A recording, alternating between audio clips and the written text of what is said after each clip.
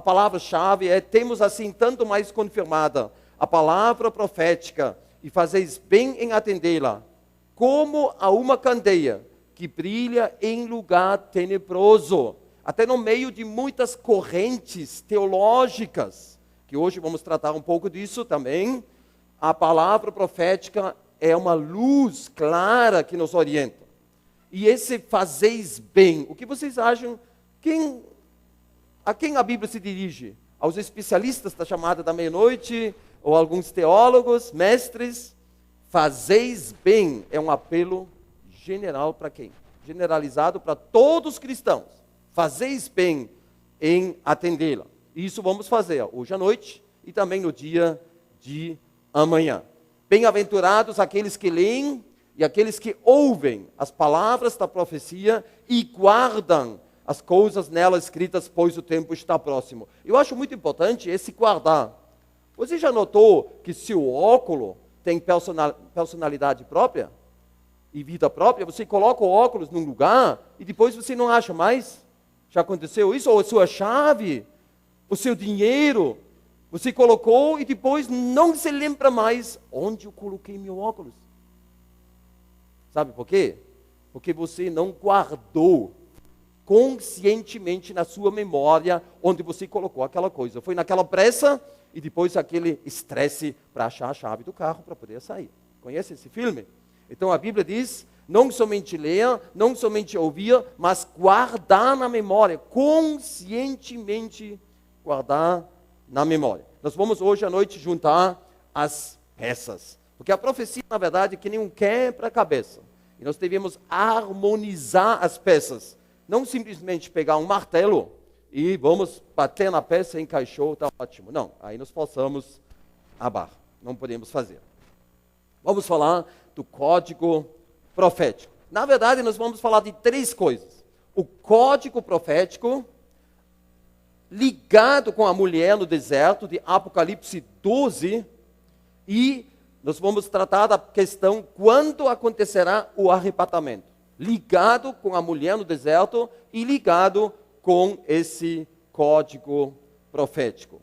Então nós vamos ver Apocalipse 12. Se você trouxe uma Bíblia, você pode abrir comigo a palavra de Deus, Apocalipse 12. E vamos tentar, vamos nos esforçar para entender, acompanhar aquilo que nós lemos e ouvimos. Apocalipse 12. Viu-se grande sinal no céu, a saber, uma mulher vestida do sol com a lua debaixo dos pés e uma coroa de 12 estrelas na cabeça, que, achando-se grávida, grita com as dores do parto, sofrendo tormentos para dar à luz. Viu-se também outro sinal no céu, e eis um dragão grande, vermelho, com 7 cabeças, 10 chifres, e nas cabeças 7 diademas. A sua cauda arrastava a terça parte das estrelas do céu, as quais lançou para a terra. E o dragão se deteve em frente da mulher, que estava para dar à luz, a fim de lhe devorar o filho quando nascesse. Nasceu-lhe, pois, um filho varão, que há de reger todas as nações com cetro de ferro. E o seu filho foi arrebatado para Deus até ao seu trono. A mulher, porém, fugiu para o deserto, onde lhe havia Deus preparado lugar para que nele a sustentem durante 1260 dias. Houve peleja no céu. Miguel e os seus anjos pelejaram contra o dragão. Também pelejaram o dragão e os seus anjos. Todavia não prevaleceram, nem mais se achou no céu o lugar deles. E foi expulso o grande dragão, a antiga serpente, que se chama Diabo e Satanás, o sedutor de todo o mundo. Sim, foi atirado para a terra, e com ele os seus anjos. Então ouvi grande voz do céu proclamando: agora veio a salvação, o poder, o reino do nosso Deus e a autoridade do seu Cristo, pois foi expulso o acusador dos nossos irmãos, o mesmo que os acusa de dia e de noite diante do nosso Deus. Eles, pois, o venceram por causa do sangue do Cordeiro e por causa da palavra do testemunho que deram, e, mesmo em face da morte, não amaram a própria vida. Por isso, festejai, ó céus, e vós, os que neles habitais. Ai da terra e do mar, pois o diabo desceu até vós, cheio de grande cólera, sabendo que pouco tempo lhe resta. Quando, pois, o dragão se viu atirado para a terra, perseguiu a mulher que dera à luz o filho varão. E foram dadas à mulher as 2 asas da grande águia, para que voasse até ao deserto, ao seu lugar, aí onde é sustentado durante um tempo, tempos e metade de um tempo, fora da vista da serpente. Então a serpente arrojou da sua boca atrás da mulher água como um rio, a fim de fazer com que ela fosse arrebatada pelo rio. A terra, porém, socorreu a mulher, e a terra abriu a boca e engoliu o rio que o dragão tinha arrojado de sua boca. Irou-se o dragão contra a mulher e foi pelejar com os restantes da sua descendência, os que guardam os mandamentos de Deus e têm o testemunho de Jesus. E se pôs em pé sobre a areia do mar. 18 versículos, nós entramos num trecho bíblico que eu acredito que não é tão fácil para ser entendido. A Bíblia diz, e foram dadas à mulher as 2 asas da grande águia, para que voasse até o deserto, ao seu lugar, aí onde é sustentada durante um tempo, tempos e metade de um tempo, fora da vista da serpente.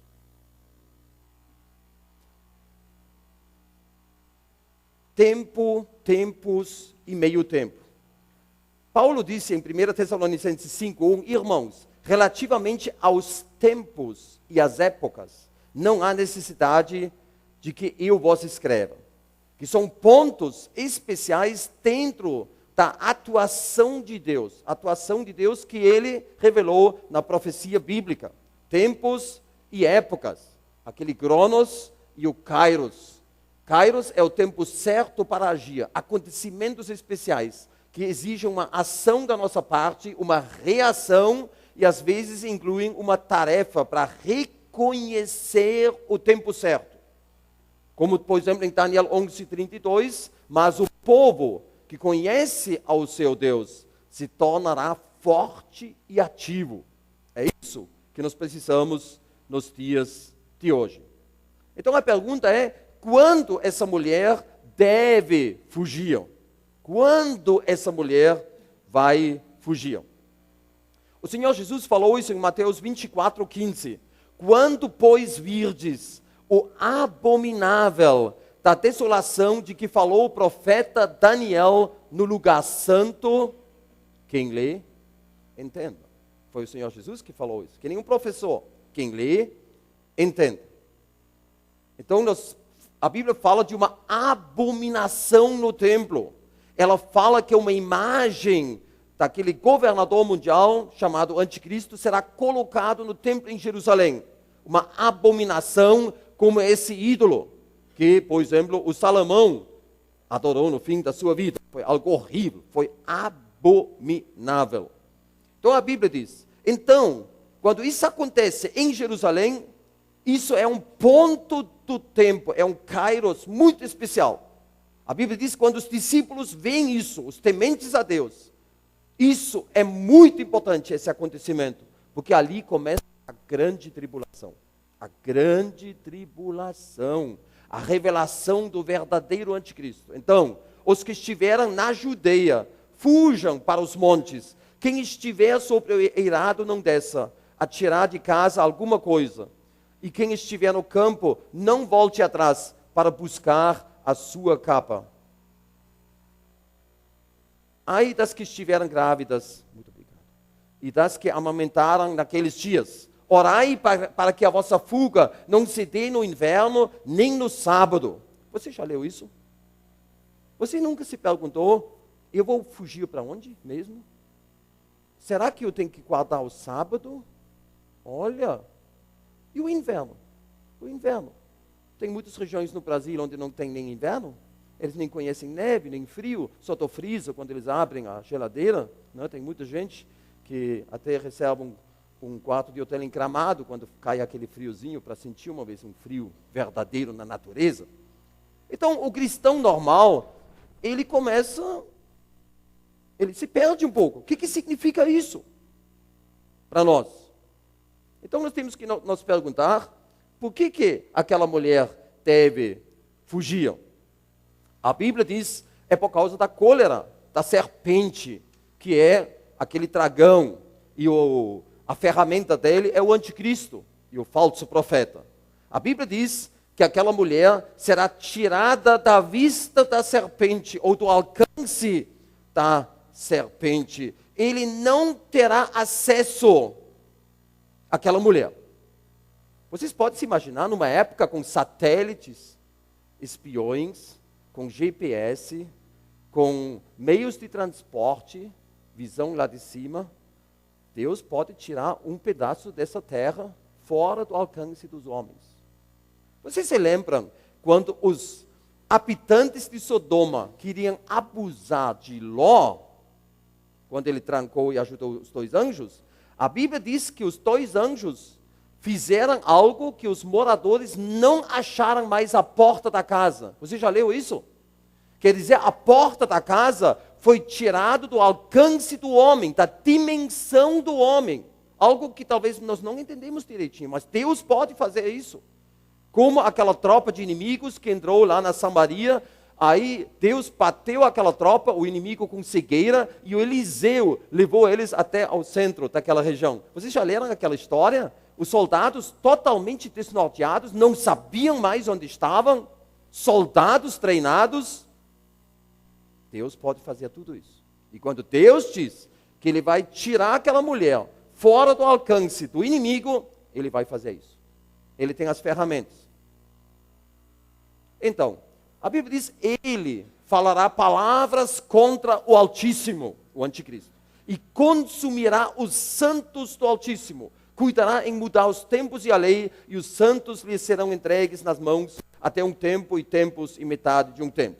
Foi-lhe dada também uma boca que falava grandes coisas e blasfêmias, e deu-se-lhe autoridade para assim fazer durante 42 meses. Entrando um pouco nesse ambiente profético. Quem é essa mulher? Essa mulher, quando você vê bem, são pessoas que moram em Israel. Não em Florianópolis, não em Porto Alegre, certo? Eles moram em Israel. São judeus que moram em Israel. Hoje temos 5.600.000 judeus em Israel. São pessoas que voltaram para a terra que Deus prometeu aos patriarcas. E essa terra se chama Eretz Israel, a terra de Israel. Então, eles estão vivendo lá. Aqui se vê, quando vocês chegam lá no aeroporto Ben Gurion, em Tel Aviv, tem essa imagem dos judeus chegando em Israel e subindo o Monte Sião. Então, nós sabemos como os judeus chegaram em Israel. Muitos sobreviventes do Holocausto, em muita miséria, muito desespero, pobreza, às vezes só com a roupa no corpo. Judeus da Rússia, que chegaram até antes já da fundação do Estado de Israel. Aqui uma outra família, e a menina tem uma coisa interessante na camiseta. Israel is my future. Israel é meu futuro.